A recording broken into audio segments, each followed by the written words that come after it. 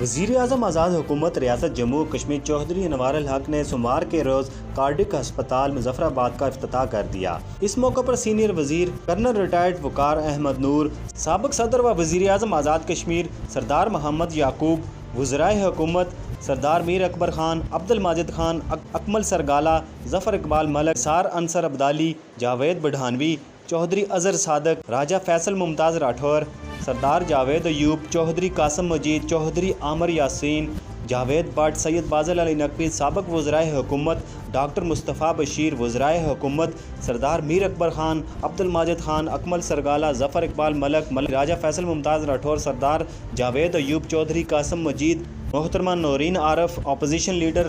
خواجہ فاروق احمد، محترمہ تقدیس گیلانی موجود تھے۔ اس موقع پر وزیر اعظم آزاد کشمیر نے ہسپتال کے مختلف شعبوں کا معائنہ بھی کیا۔ ہسپتال کے انچارج ڈاکٹر نعمان بٹ نے وزیر اعظم کو ہسپتال میں مریضوں کو دی جانے والی سہولیات اور مشینری کے بارے میں تفصیلی بریفنگ دی۔ محمد لطیف عوان، عوام نیوز، مظفر آباد، آزاد کشمیر۔